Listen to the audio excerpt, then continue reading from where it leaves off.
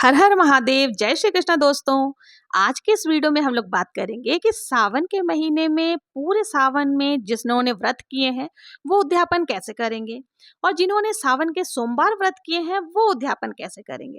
तो आज के वीडियो में हम लोग जानेंगे कि सावन के जो भी है व्रत के उद्यापन किस प्रकार से हमें करनी है। आइए जानते हैं। जब भी कोई सावन के व्रत हो या कोई सा भी व्रत हम जब भी उनका संकल्प करते हैं तो उनका उद्यापन करना बहुत ही जरूरी होता है, क्योंकि कोई भी व्रत बिना उद्यापन के पूर्ण नहीं माना जाता है।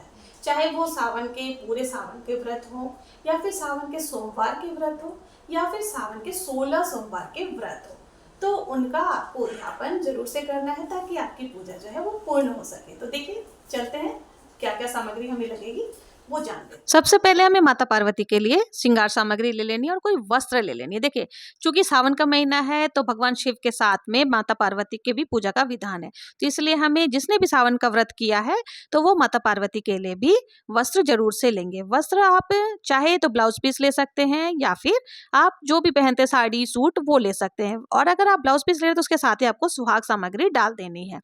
और देखिए, जब भी आप वस्त्र लेंगे तो इस बात का ध्यान रखें कि काला नीला वस्त्र नहीं होना चाहिए। उसके अलावा आप कोई सा भी रंग ले सकते हैं, लाल हरा पीला गुलाबी कुछ भी कलर आप ले सकते हैं। और जो भी आप साड़ी या सूट लेंगे उसके साथ में हमें सुहाग सामग्री जरूर से डालनी है। सुहाग सामग्री जरूरी नहीं कि आप 16 सामग्री ही डालें, आप चाहे तो ज्यादा कुछ नहीं तो कम से कम सिंदूर और बिंदी, आजकल इस तरह से पैकेट्स में भी सब कुछ आने लग गए हैं तो वो भी आप चढ़ा सकती हैं। और कुछ ज्यादा नहीं तो सिंदूर बिंदी काजल मेहंदी इतना भी आप चढ़ा लें तो भी बहुत है। और साथ ही अगर आप चूड़ी, देखिए सावन का महीना है, हरा भरा वातावरण होता है, तो हरी हरी चूड़ियां अगर मिल जाए तो बहुत ही अच्छा है। और अगर हरी भरी चूड़ियां नहीं है तो आपके पास जिस कलर के भी चूड़ियां हैं आप वो भी जरूर से माता पार्वती को अर्पित करेंगे।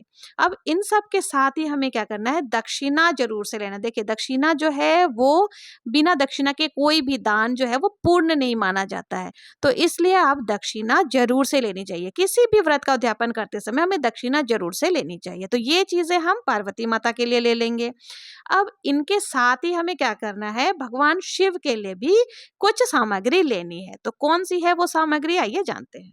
आप चाहें तो शर्ट पैंट का टुकड़ा ले सकते हैं, और नहीं तो आप कुर्ता पजामा धोती कुर्ता कुछ भी ले सकते हैं। अगर कुछ नहीं है तो एक रुमाल या फिर गमछा या टॉवल भी आप दे सकते हैं। और इस इन कपड़ों के साथ ही शर्ट पैंट का टुकड़ा हो या फिर कुर्ता हो, इनके साथ हमें दक्षिणा जरूर से लेना है।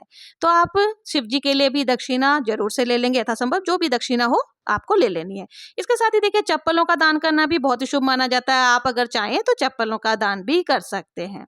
तो ये सारी सामग्री को हमें क्या करना है, कलप लेना है और हमें पंडित या पंडिताइन को जाकर के दे देना होता है। तो अगर आप चाहें तो माता पार्वती का जो सामान है वो पंडिताइन को देना है, और जो शिव जी के लिए हमने सामग्री ली है वो हमें जाकर के पंडित जी को देना है। तो हो सके तो आप जिस दिन भी उद्यापन कर रहे हैं तो उस दिन पंडित और पंडितानी को घर पर बुलाकर भोजन कराएं। भोजन के उपरांत आप ये सारी सामग्री दान स्वरूप दे सकते हैं। अगर किसी कारणवश पंडित जी को घर पर नहीं बुला सकते या पंडित जी आने में मना कर रहे हैं या कोई परेशानी है, तो आप क्या करें, सारी सामग्री को लेकर के किसी भी मंदिर में जाकर के दे सकते हैं, और भोजन जो आपने बनाया है उसको भी आप जाकर के पहुंचा सकते हैं। इसके साथ ही सावन के महीने में हमें क्या है, दूध का दान करना भी बहुत शुभ माना गया है। कई लोग सावन के महीने में दूध दही का सेवन नहीं करते हैं, तो दूध का त्याग कर देते हैं, पूरे सावन जो है ना वो दूध दही आदि नहीं खाते हैं। तो ये लोग दूध का दान जरूर से करें। जो लोग ने भी सावन के महीने में दूध का त्याग किया हुआ है उन्हें सावन के महीने के आखिरी दिन में दूध का दान जरूर से करना चाहिए। और देखिए, दूध का दान आप किसी भी मंदिर में जाकर के कर सकते हैं या किसी भी सोमवार के दिन में जाकर के आप मंदिर में चढ़ा करके किसी भी जरूरतमंद को आप दे सकते हैं। जो भी दूध, जरूरी नहीं है कि आपको दूध कोई सा भी हो सकता है, पैकेट वाला अगर आप यूज करते हैं तो आप पैकेट वाले का भी दान कर सकते हैं। ये उद्यापन तो उन लोगों को करना है जिन्होंने पूरे सावन व्रत किया है। अब जो लोग सावन के सोमवार को व्रत करते हैं उनको भी उद्यापन जरूर से करना चाहिए। अब कई लोग ये कहेंगे कि हम तो हर बार सावन के सोमवार का व्रत करते हो, क्या हर बार ही हमें उद्यापन करना है? तो देखिए, हर बार उद्यापन आपको बहुत पूरे तरीके से नहीं करना है, लेकिन थोड़ा ना थोड़ा आपको दान जरूर से करना चाहिए। देखिए, सावन के सोमवार के आखिरी दिन आपको उद्यापन करना है। आप चाहे तो माता पार्वती को वस्त्र अर्पित कर सकते हैं या भोले बाबा को भी ये सारी सामग्री जो भी है वो मंदिर में पुजारी पुजारी जी को दान कर सकते हैं। अगर नहीं तो इसके अलावा आप क्या करें, इतना नहीं कर सकते हैं तो आखिरी सोमवार जो होगा उस दिन कम से कम आपको 1.25 किलो केले या फिर 1.25 किलो कोई सी भी फल, ऋतु फल जो आपको मिल जाए, या मिठाई आप ले सकते हैं। पहले उसे आपको क्या करना है, मंदिर में चढ़ा दें, फिर आप सभी में बांट दें। इस तरह से सूक्ष्म रूप से आपका जो उद्यापन है वो हो सकता है। तो सूक्ष्म तरीके से भी आप उद्यापन कर सकते हैं।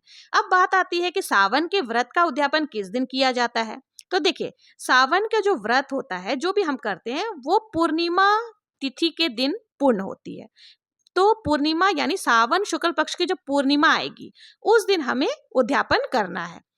इस बार जो है उद्यापन हमारे मतलब जो भी है पूर्णिमा, वो 19 अगस्त को आ रही है, तो हमें 19 अगस्त को ही उद्यापन करना है। आप पंडित पंडिताइन को भोजन कराने के पश्चात ये सारी सामग्री दान स्वरूप दे सकते हैं।